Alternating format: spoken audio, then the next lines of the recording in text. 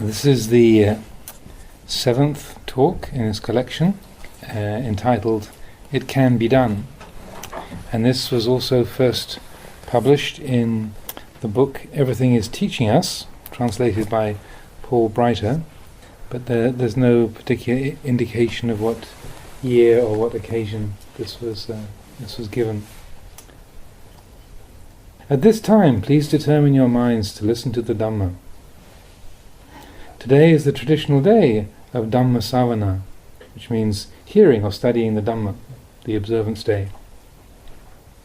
It is the appropriate time for us, the host of Buddhists, to study the Dhamma in order to increase our mindfulness and wisdom. Giving and receiving the teachings is something we have been doing for a long time. The activities we usually perform on this day, chanting homage to the Buddha, taking moral precepts, meditating and listening to the teachings, should be understood as methods and principles for spiritual development. They're not anything more than this. When it comes to taking precepts, for example, a monk will proclaim the precepts and the lay people will vow to undertake them. Don't misunderstand what's going on. The truth is that morality is not something that can be given. It can't really be requested or received from someone. We can't give it to someone else. In our vernacular, we hear people say, the venerable monk gave the precepts, and we received the precepts. We talk like this here in the countryside, and so it has become our habitual way of understanding. If we think like this, that we come to receive the precepts from the monks on the lunar observance days, and that if the monks won't give the precepts, then we don't have morality, that's only a tradition of delusion that we've inherited from our ancestors. Thinking in this way means that we give up our own responsibility, not having firm trust and conviction in ourselves. Then it gets passed down to the next generation, and they too come to receive precepts from the monks. And the monks come to believe that they're the ones who give the precepts to the laity. In fact, morality and precepts are not like that. They're not something to be given or received. But on ceremonial occasions of making merit and the like, we use this as a ritual form according to tradition and employ the terminology. In truth, morality resides with the intentions of people. If you have the conscious determination to refrain from harmful activities and wrongdoing by way of body and speech, morality is coming about within you. You should know it within yourself. It is okay to take the vows with another person, but you can also recollect the precepts by yourself. If you don't know what they are, you can request them from someone else. It's not something very complicated or distant. So really, whenever we wish to receive morality and Dhamma, we have them right then. It's just like the air that surrounds us everywhere. Whenever we breathe, we take it in. All manner of good and evil is like that. If we wish to do good, we can do it anywhere, at any time. We can do it alone or together with others. Evil is the same. We can do it with a large or a small group, in a hidden or an open place. It's like this. These are things that are already in existence, but morality is something that we should consider normal for all humans to practice. A person who has no morality is no different from an animal. If you decide to live like an animal, then of course there is no good or evil for you, because an animal doesn't have any knowledge of such things. A cat catches mice, but we don't say it's doing evil, because it has no concepts or knowledge of good or bad, right or wrong. These beings are outside the circle of human beings. It's the animal realm. The Buddha pointed out that this group is just living according to the animal kind of karma. Those who understand right and wrong, good and evil, are humans. The Buddha taught his Dhamma for humans. If we people don't have morality and knowledge of these things, then we're not much different from animals. So it is appropriate that we study and learn about morality and make ourselves able. This is taking advantage of the precious accomplishment of human existence and bringing it to fulfillment. The profound Dhamma is the teaching that morality is necessary. When there is morality, we have a foundation on which we can progress in Dhamma. Morality means the precepts concerning what is forbidden and what is permissible. Dhamma refers to nature and to humans knowing about nature, how things exist according to nature. Nature is something we do not compose. It exists as it is according to its conditions. A simple example is animals. A certain species, such as peacocks, is born with its various patterns and colours. They were not created like that by humans or modified by humans. They are born just that way according to nature. This is a little example of how it is in nature. All things of nature are existing in the world. This is still talking about understanding from a worldly viewpoint. The Buddha taught Dhamma for us to know nature, to let go of it, and to let it exist according to its conditions. This is talking about the external material world. As to Nama Dhamma, mental phenomena, meaning the mind, it cannot be left to follow its own conditions. It has to be trained. In the end, we can say that mind is the teacher of body and speech, so it needs to be well trained. Letting it go according to its natural urges just makes one an animal. It has to be instructed and trained. It should come to know nature, but should not merely be left to follow nature.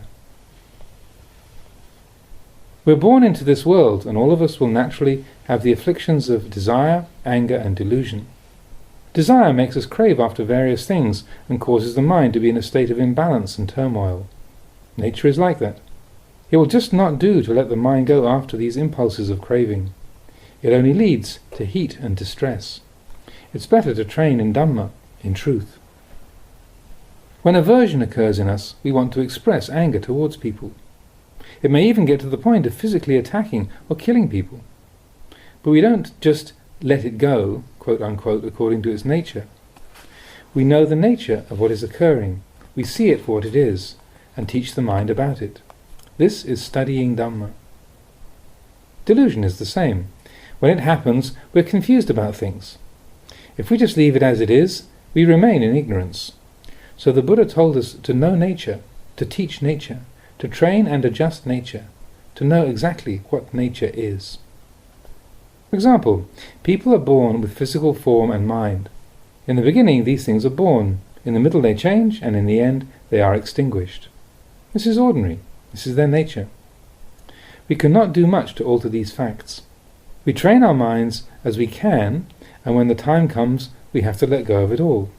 It's beyond the ability of humans to change this or get beyond it. The Dhamma that the Buddha taught is something to be applied while we're here, for making actions, words and thoughts correct and proper.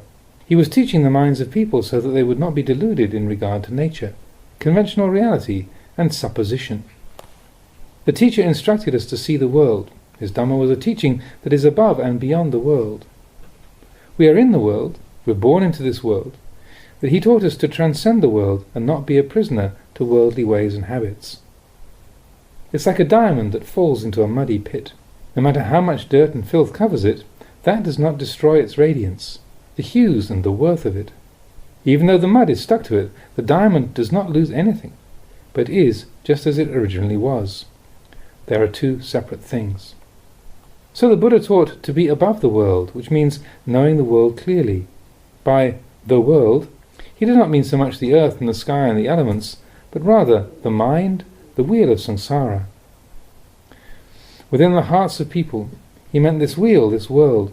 This is the world the Buddha knew clearly. When we talk about knowing the world clearly, we're talking about these things. If it were otherwise, the Buddha would have had to be flying everywhere to know the world clearly, quote unquote. It's not like that. It's a single point. All Dhammas come down to one single point. For instance, people, which means men and women. If we observe one man and one woman, we know the nature of all people in the universe. They're not that different. Another example is learning about heat. If we just know this one point, the quality of being hot, it doesn't matter what source or cause the heat is. The condition of hot is such. If we know clearly this one point, then wherever there may be hotness in the universe, we know it is like this. Because the Buddha knew a single point, his knowledge encompassed the world. Knowing coldness to be a certain way, when he encountered coldness anywhere in the world, he already knew it. He taught a single point for beings living in the world, to know the nature of the world, to know people, men and women, to know the manner of existence of beings in the world. His knowledge was such. Knowing one point, he knew all things. The Dhamma that the teacher expounded was for going beyond suffering. So, what is this going beyond suffering all about? What should we do to escape from suffering? It is necessary for us to do some study. We need to come and study the thinking and feeling in our hearts. Just that.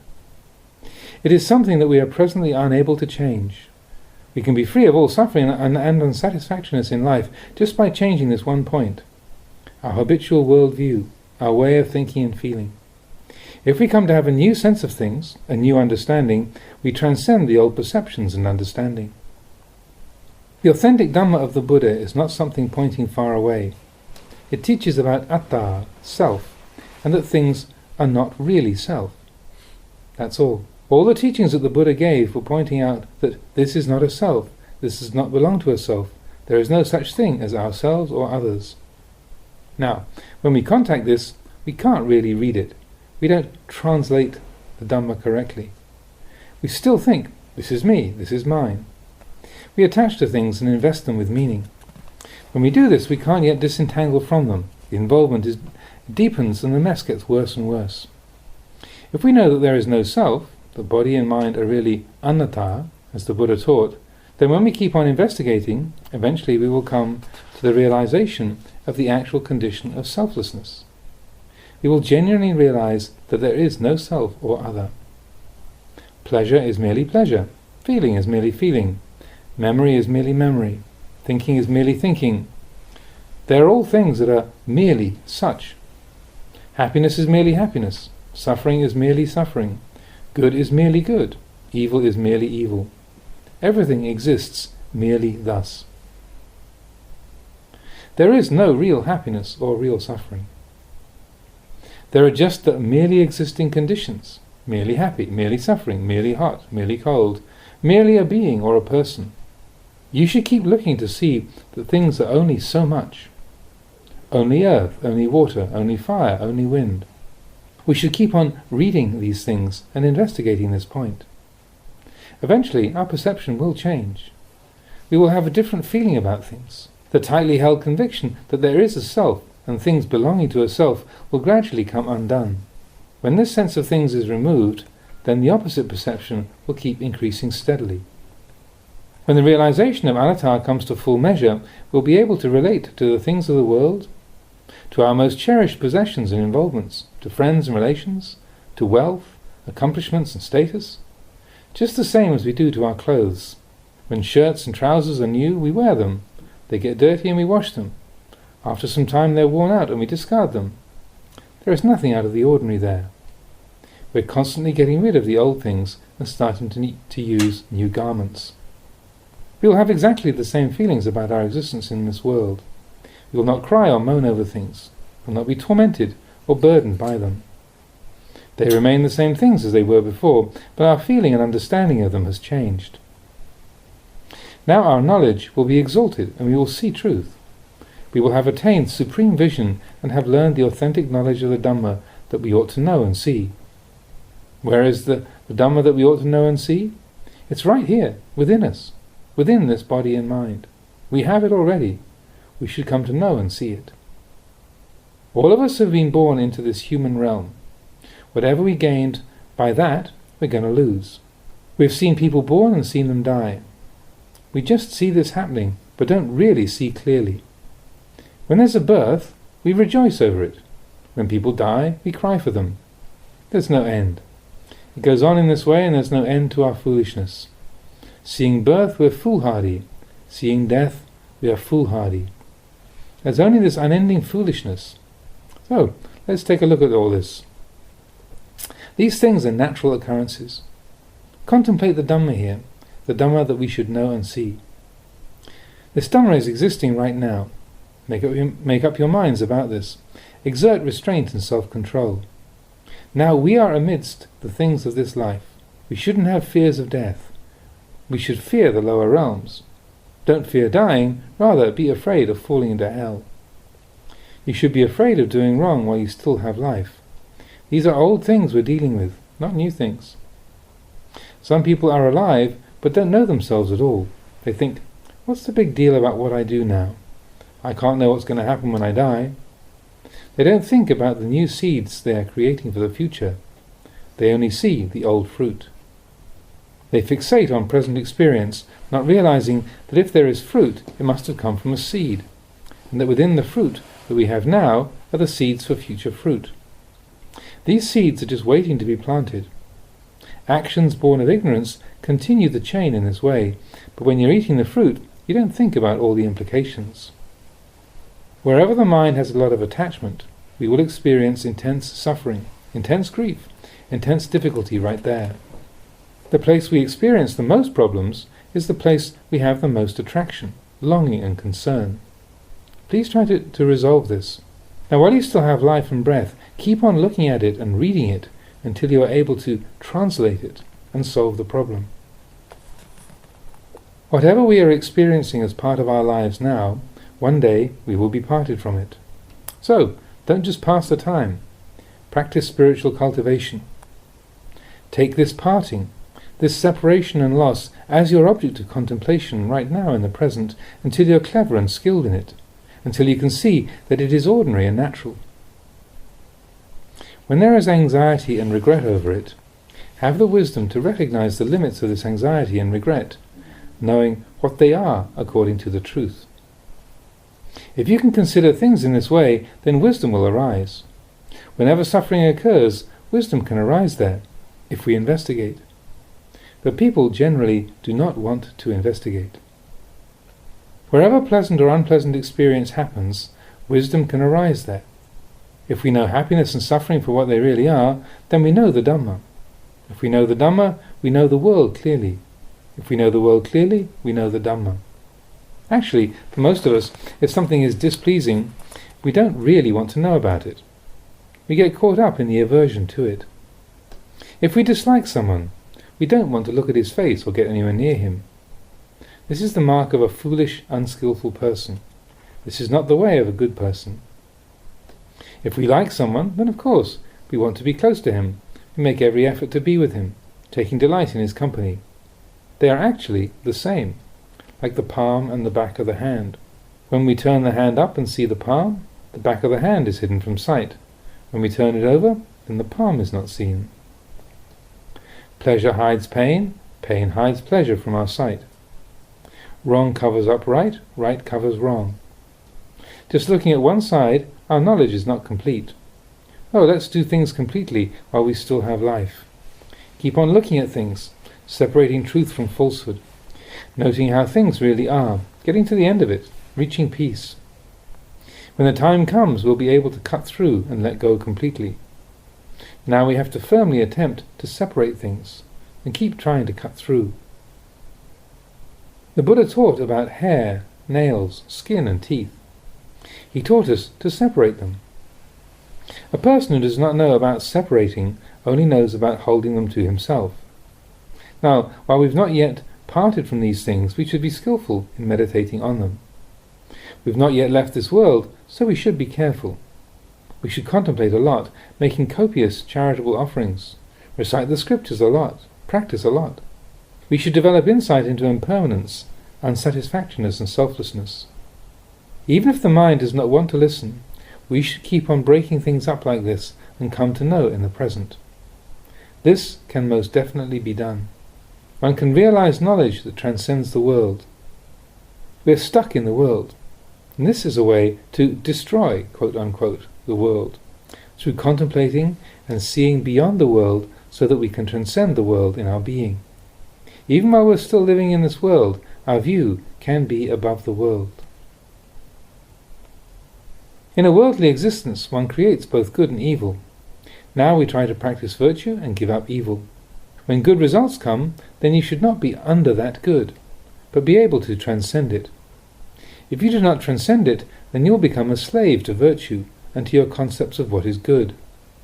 It puts you in difficulty, and there will not be an end to your tears. It doesn't matter how much good you have practiced. If you're attached to it, then you're still not free, and there will be no end to tears. But one who transcends good as well as evil has no more tears to shed. They've dried up. There can be an end. We should learn to use virtue, not to be used by virtue. In a nutshell, the point of the teaching of the Buddha is to transform one's view. It is possible to change it. It only requires looking at things, and then it happens. Having been born, we'll experience aging, illness, death, and separation. These things are right here. We don't need to look up at the sky or down at the earth. The Dhamma that we need to see and to know can be seen right here within us, every moment, every day. When there is birth, we're filled with joy. When there's death, we grieve. That's how we spend our lives. These are the things we need to know about, but we've still not really looked into them and seen the truth. We're stuck deep in this ignorance. We ask, when will we see the Dhamma? But it is right here to be seen in the present. This is the Dhamma we should learn about and see. This is what the Buddha taught about. He did not teach about gods and demons and nagas, protective deities, jealous demigods, nature spirits and the like. He taught the things that one should know and see. These are truths that we really should be able to realize. External phenomena are like this, exhibiting the three characteristics of impermanence, unsatisfactoriness, and not self. If we really take an interest in all of this and contemplate seriously, we can gain genuine knowledge. If this was something that could not be done, the Buddha would not have bothered to talk about it. How many tens and hundreds of thousands of his followers have come to realization? If one is really keen on looking at things, one can come to know. The Dhamma is like that. We're living in this world. The Buddha wanted us to know the world. Living in the world, we gain our knowledge from the world. The Buddha is said to be lokavitu, one who knows the world clearly. It means living in the world but not being stuck in the ways of the world. Living among attraction and aversion, but not stuck in attraction and aversion. This can be spoken about and explained in ordinary language. This is how the Buddha taught. Normally we speak in terms of atta, self, talking about me and mine, you and yours. But the mind can remain uninterruptedly in the realization of anatta, selflessness. Think about it. When we talk to children, we speak in one way. When dealing with adults, we speak in another way. If we use words appropriate to children to speak with adults, or use adults' words to speak with children, it won't work out. We have to know the proper use of conventions when we're talking to children. It can be appropriate to talk about me and mine, you and yours, and so forth. But inwardly, the mind is Dhamma, dwelling in realization of anatta. You should have this kind of foundation. So the Buddha said that you should take the Dhamma as your foundation, basis and practice when living in the world. It's not right to take your ideas, desires and opinions as a basis. The Dhamma should be your standard. If you take yourself as the standard, you become self-absorbed. If you take someone else as your standard, you're merely infatuated with that person. Being enthralled with ourselves or with another person is not the way of Dhamma. The Dhamma does not incline to any personal or follow personalities. It follows the truth. It does not simply accord with the likes and dislikes of people. Such habitual reactions have nothing to do with the truth of things. If we really consider all of this and investigate thoroughly to know the truth, then we will enter the correct path. Our way of living will become correct. Thinking will be correct. Our actions and speech will be correct. So we really should look into all of this. Why is it that we have suffering? Because of lack of knowledge. Not knowing where things begin and end, not understanding the causes. This is ignorance. When there is this ignorance, then various desires arise, and being driven by them, we create the causes of suffering.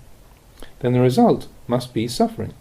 When you gather firewood and light a match to it, expecting not to have any heat, what are your chances? You're creating a fire, aren't you? This is origination itself. If you understand these things, morality will be born here. Dhamma will be born here, so prepare yourselves. The Buddha advised us to prepare ourselves. You don't need to have too many concerns or anxieties about things. Just look here. Look at the place without desires, the place without danger. The Buddha taught Nibbana Paccaya Hotu. Let it be a cause for Nibbana. If it will be a cause for realization of Nibbana, it means looking at the place where things are empty, where things are done with, where they reach their end, where they are exhausted. Look at the place where there are no more causes, where there is no more self or other, me or mine. This looking becomes a cause or condition, a condition for attaining Nibbana. Practicing generosity becomes a cause for realizing Nibbana. Practicing morality becomes a cause for realizing Nibbana. Listening to the teachings becomes a cause for realizing Nibbana. Thus we can dedicate all our Dhamma activities to become causes for Nibbana. But if we're not looking towards Nibbana, if we're looking at self and other and attachment and grasping without end, this does not become a cause for Nibbana. When we deal with others, and they talk about self, about me and mine, about what is ours, we immediately agree with this viewpoint. We immediately think, yeah, that's right. But it's not right. Even if the mind is saying, right, right, we have to exert control over it.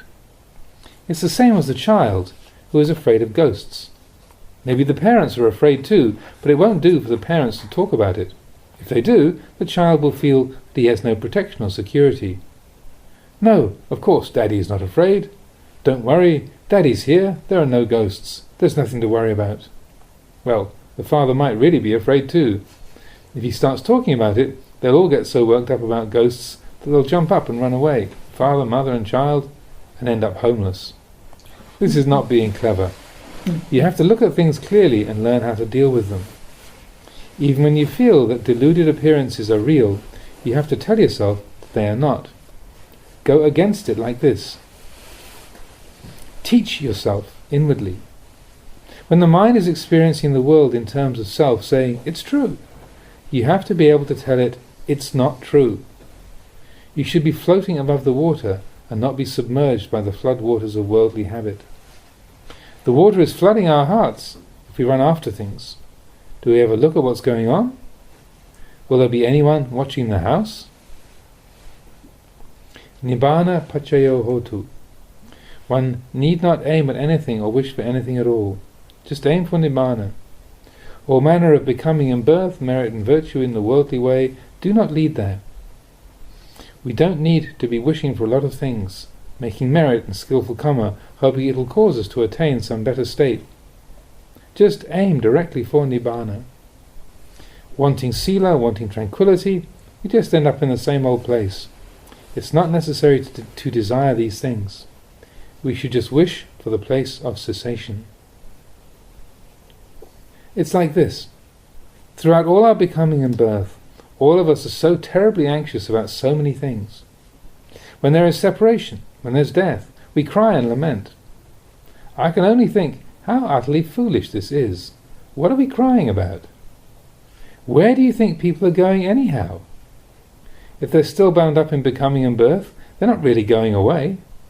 When children grow up and move to the big city of Bangkok, they still think of their parents. They won't be missing someone else's parents, just their own. When they return, they will go to their parents' home, not to somebody else's. When they go away again, they'll still think about their home here in Ubon. Will they be homesick for some other place? What do you think? So, when the breath ends and we die, no matter through how many lifetimes, if the causes for becoming and birth still exist, the consciousness is likely to try and take birth in a place it is familiar with. I think we're just too fearful about all of this, so please don't go crying about it too much. Think about this. Kammang sate vibhajati. Karma drives beings into their various births. They don't go very far. Spinning back and forth through the rounds of births, that's all. It's just changing appearances. Appearing with a different face next time, but we don't know it. Just coming and going and returning in the loop of samsara, not really going anywhere. Just staying there. Like a mango that's shaken off the tree. Like the snare that does not get the wasp's nest and falls to the ground. It's not going anywhere. It's just staying there. So the Buddha said, Nibbana pachayo hotu. Let your only aim be Nibbana. Strive hard to accomplish this. Don't end up like the mango, falling to the ground and going nowhere. Transform your sense of things like this. If you can change it, you will know great peace. Change, please. Come to see and know. These are things one should know indeed. If you do see and know, then where else do you need to go? Morality will come to be. Dhamma will come to be. It's nothing far away, so please investigate this. When you transform your view, you will realize that it's like watching leaves fall from the trees. When they get old and dry, they fall from the tree. And when the season comes, they begin to appear again. Would anyone cry when leaves fall, or laugh when they grow? If you did, you'd be insane, wouldn't you? It's just this much. If we can see things in this way, we'll be okay. We will know that this is just the natural order of things. It doesn't matter how many births we undergo, it'll always be like this. When one studies Dhamma, gains clear knowledge and undergoes a change of world view like this, one will realize peace and be free of bewilderment about the phenomena of this life. But the important point really is that we have life now in the present. We are experiencing the results of past deeds right now. When beings are born into the world, this is the manifestation of past actions.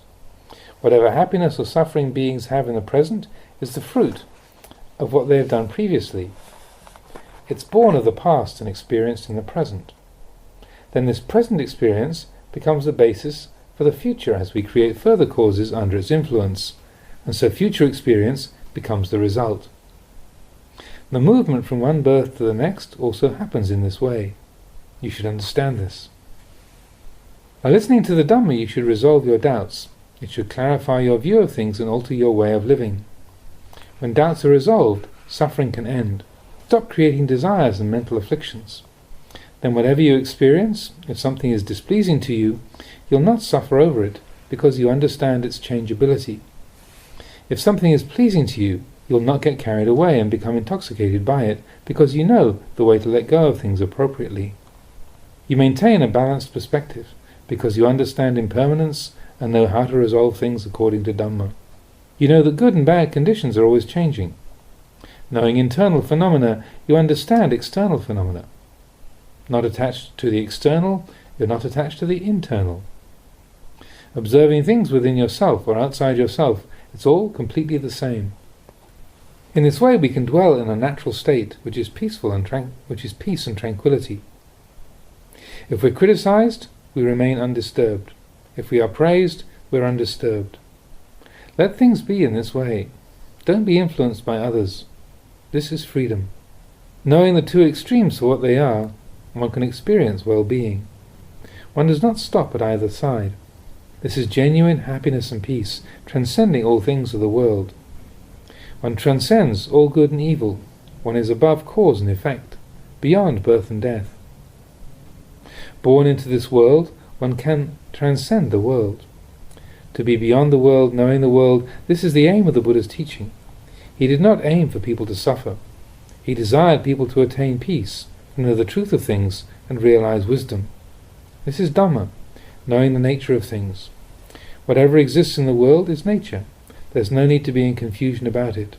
Wherever you are, the same laws apply. The most important point is that while we still have life, we should train the mind to be even in regard to things. We should be able to share wealth and possessions. When the time comes, we should give a portion to those in need, just as if we were giving things to our own children. Sharing things like this, we'll feel happy, and if we can give away all our wealth, then whenever our breath may stop, there'll be no attachment or anxiety because everything is gone. The Buddha taught to, quote, die before you die, unquote, to be finished with things before they are finished. Then you can be at ease. Let things break before they're broken. Let them finish before they are finished. This is the Buddha's intention in teaching the Dhamma. Even if you listen to teachings for 100 or 1,000 eons, if you do not understand these points, you won't be able to undo your suffering and you'll not find peace. You'll not see the Dhamma. But understanding these things according to the Buddha's intention and being able to resolve things is called seeing the Dhamma. This view of things can make an end of suffering. It can relieve all heat and distress. Whoever strives sincerely and is diligent in practice, who can endure, who trains and develops themselves to full measure, those persons will attain to peace and cessation. Wherever they stay, they will have no suffering. Whether they are young or old, they'll be free of suffering. Whatever their situation, whatever work they have to perform, they'll have no suffering, because their minds have reached the place where suffering is exhausted, where there is peace. It is like this. It's a matter of nature. The Buddha thus said to change one's perceptions, and they'll be the Dhamma. When the mind is in harmony with Dhamma, then Dhamma enters the heart. The mind and the Dhamma become indistinguishable. The changing of one's view and experience of things is something to be realized by those who practice. The entire Dhamma is pachatang, to be experienced for oneself, to be known personally. It cannot be given by anyone. That is an impossibility. If we hold it to be difficult, it will be something difficult. If we take it to be easy, it's easy. Whoever contemplates it and sees the one point does not have to know a lot of things. Seeing the one point, seeing birth and death, the arising and passing away of phenomena according to nature, one will know all things. This is a matter of the truth. This is the way of the Buddha. The Buddha gave his teachings out of the wish to benefit all beings. He wished for us to go beyond suffering and to attain peace. It's not that we have to die first in order to transcend suffering. We shouldn't think that we will attain this after death. We can go beyond suffering here and now, in the present. We transcend within our perception of things, in this very life, through the view that arises in our minds. Then, sitting, we're happy. Lying down, we're happy. Wherever we are, we're happy. We become without fault, experience no ill results, and live in a state of freedom. The mind is clear, bright and tranquil. There's no more darkness or defilement. This is someone who has reached the supreme happiness of the Buddha's way. Please investigate this for yourselves. All of you lay followers, please contemplate this to gain understanding and ability. If you suffer, then practice to alleviate your suffering. If it's great, make it little. If it's little, make an end of it. Everyone has to do this for themselves, so please make an effort to consider these words. May you prosper and develop. Day 1.